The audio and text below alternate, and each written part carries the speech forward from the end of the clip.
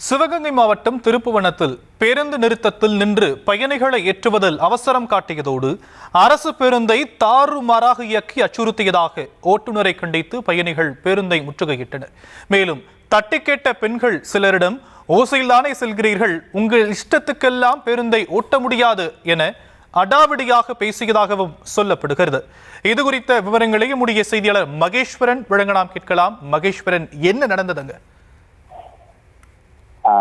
நிச்சயமாக சாம், சிவகங்கை மாவட்டம் திருப்புவனத்தில் தாறுமாறாக ஓட்டி வந்த அரசு பேருந்தில் வந்த பயணிகள் பேருந்தை நிறுத்தி வாக்குவாதத்தில் ஈடுபட்டதால் பரபரப்பு ஏற்பட்ட நிலையில் தற்பொழுது அந்த பேருந்தை ஓட்டி வந்த சேகர் என்ப ஓட்டுநர் பணியிட நீக்கம் செய்யப்பட்டுள்ளார்.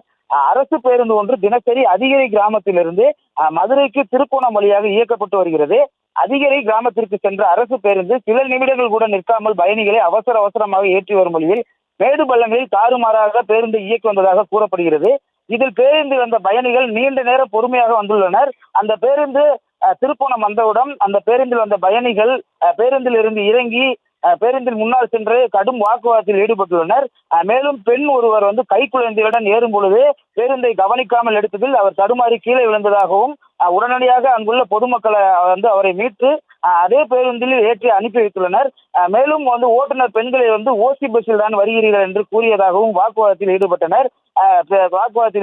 பின்னர் போலீசார் அவர்களை சமாதானம் செய்து அனுப்பி வைத்தனர். இது குறித்து பேருந்தில் சென்ற பயணிகள் காவல் நிலையத்தில் புகார் கொடுக்கும்படி போலீசார் அனுப்பி வைத்துள்ளனர். மேலும் காவல் நிலையத்தில் புகார் கொடுத்த நிலையில் ஓட்டுநர் சேகர் என்பவர் தற்பொழுது பணியிடை நீக்கம் செய்யப்பட்டுள்ளார்.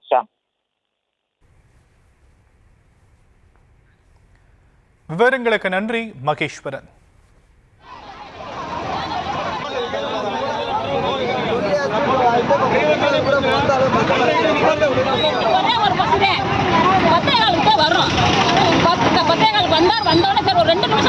என்ன பிரச்சனை?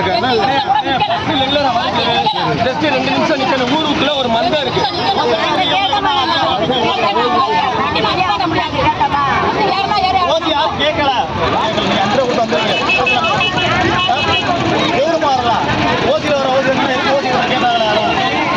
அவங்க சொல்றாங்க ஒரு பொம்பளை பிள்ளை வருது, நான் நிப்பாட்டி ஏற்றி கண்டக்டர் உசுறு கொடுத்தாரு.